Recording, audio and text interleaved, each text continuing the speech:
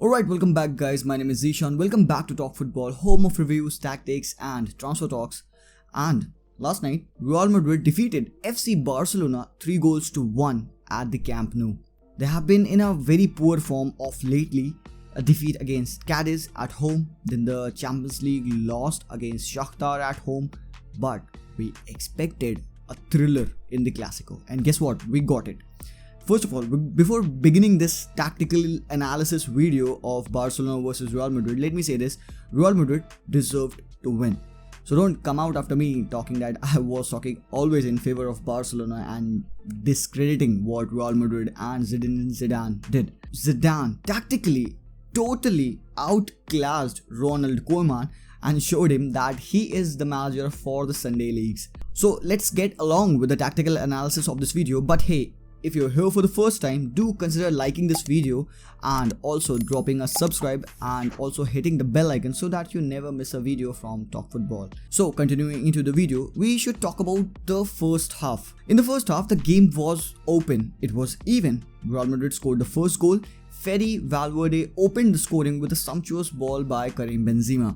The way that Barcelona conceded the first goal was signs that they were going on into some defensive dilemma, and guess what? This happened in the starting 5 minutes of the game. Longley and Piqué both marking the same guy, and that left acres of space for Fede Valverde to run into. And let me say this, it was a fault of Piqué for the first goal because he didn't cover his space. But then again, that run of Fede Valverde to know that there is a gap up ahead to occupy because Benzema is there to cover the ball, drop deep, hold up to the ball and deliver a final deadly through ball into the space, and Fede Valverde finished it so calmly. Neto couldn't have done anything in this point. Well, the game continued. Barcelona pulled a goal back through Ansu Fati and shootout to the kid. He is now the youngest goal scorer in the El Clasico history. What a future he has on his hands right now. But Barcelona seemed to be clicking in the first half. The passes were crisp, but it was always visible that Real Madrid were playing in some kind of a tension, a pressure, because they were giving away balls way too much. Too many misplaced passes, they were clearing haphazardly, and they were always passing to the Barcelona players even. So we thought, okay fine, they are playing under pressure, maybe Barcelona can grab a few more goals, but the chances never came. We created a few chances, few good chances, but from the right, Ansu Fati missed a shot. And then again, that was it for the first half. Not many chances, but the game was very thrilling. Both the teams were looking deadly. Real Madrid also got a few chances to score, but then again, both were shut out. I went live in the game. Many people asked me, are Barcelona and Real Madrid playing well or are they defending poorly? Because they were leaving so many gaps in behind the defense for the other teams to make space into the defensive areas. So we thought they are actually playing nice, but let me say this, I did feel that defending of both the teams were not up to the level, and neither was their attacking. But in the second half, we saw it was all Barcelona in the starting 10 minutes of the game. We saw that Coutinho's header went away, a side netting. The thing is, in this whole game, we expected Coutinho and Pedri to do a little bit more than they have actually done in the game, because they have been offering a lot for this Barcelona side since Koeman has been appointed. But when I first saw the lineup, that Messi was played as a false 9, Pedri was played on the right side, Coutinho as a cam and Ansu Fati on the left. At first I was like, okay, Koeman is experimenting something, but this game was not to be experimented with. Pedri and Coutinho are almost similar players, and so is Messi even. But still, if you deploy both of them, you have to sacrifice at least one player's playing position. So that means that his creativity, his work rate will be dropping, and that's what happened with Pedri. And guess what? This is exactly what happened with Coutinho as well. They weren't up to the level. So in the second half, Real Madrid started to put a bit of more pressure to Barcelona. In the first half, they were allowing them to make the passes, to create chances, but in the second half, they were pushing higher up.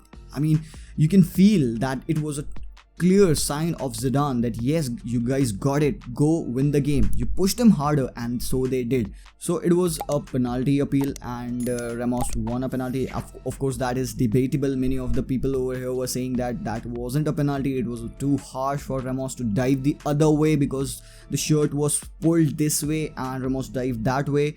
And some were saying that Ramos pushed Longley before only. And then again, we were arguing about the foul of Casemiro on Messi. According to me, that could also have been a penalty because Casemiro seemed to have got the foot of Leo Messi, but again he hit the ball as well.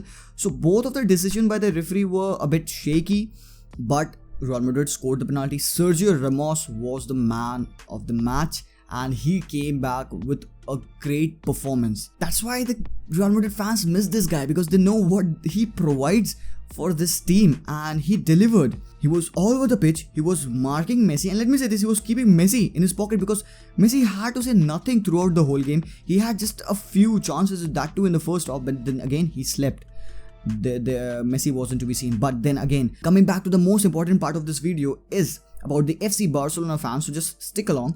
Let's talk about a tactics of Ronald Koeman. He went on with a 4-2-3-1 formation and very clearly with the wrong personnel, starting off with Pedri and Coutinho at the same time. He could have gone on with Trincao on the right, even Messi could have been on the right, and Griezmann could have been there on the front. Most of you might argue with me that no, Griezmann have been off form lately, so he shouldn't be playing, but this game needed a proper number 9, so Braithwaite could also have been given a nod.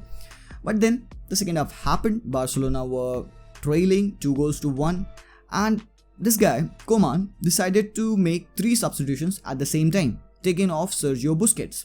He brings on Griezmann, he brings on Trincao, and he brings on Martin Braithwaite. So all the attackers were placed. Yeah, I placed you now go and score the goal. That's not how football is played. You cannot take your midfielders and put in strikers and expect them to go on and score the goal, and especially against a good side that is Real Madrid. But then again, Koeman made his changes way too late and made them way too abruptly, and that affected the rhythm of the game way too much. Barcelona since then weren't able to pass, and it was utterly all dominated by Real Madrid. They were creating way too many chances.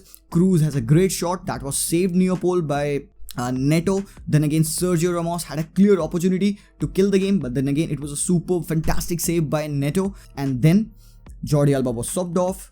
I mean, the guys who were running were subbed off. Actually, it could have been an injury or something, but then again, you don't sub off the players who are defending well in your game. So Sergio Dest, that guy, according to me, he was the man of the match. If this game was a draw, he did a great job keeping Vinicius Jr. in his pocket throughout the match. He was the only positive that I have to take from last night's game. But then in the dying moments, Modric had to pull one against Frenkie de Jong because he had to take his revenge, and so he did. A great one through the middle, and then the keeper scuffed the shot and it fell kindly to Modric, and that was a sumptuous finish. I mean, the way he rounded off the goalkeeper and then placing the ball with his outside of the foot into the back of the net, that was a defensive error. I mean, if Longley was marking Modric, Sergio Dest should have gone back and covered the back of the net. I mean, if Sergio Dest would have tracked back, he could have saved that. But ultimately, the game was all but over. Koeman tactically was outclassed by Zinedine Zidane, and we feel hardened by it. Because guess what? Every Barcelona fan knows that Barcelona didn't play poorly in this game. I mean, they could have played better if Koeman would have gone on with the right formation, the right decisions at the right moment.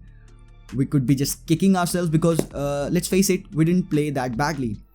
And like most people are saying that we were flying high, that we will be winning all the games. But let me say this, we aren't flying high. We know that this team is far from finished. We know there are so many problems at this current squad. So Koeman has a big job to do now, because next up is Juventus. And Juventus are an already established team under Pirlo. They are doing good, but Barcelona, they're looking a bit shaky. The defense is crumbling. The attack is not clicking. Koeman doesn't know his best 11. So nothing can be taken away from this Real Madrid side. I salute the players. I salute Zinedine Zidane for showing off a great performance, for pulling off a great performance at the Camp Nou. He really showed that how strong his mentality can be, even though coming off with two defeats back to back. But then again, that's my take on the El Clasico. What do you guys think of the game? What do you guys expect out of FC Barcelona and Real Madrid now?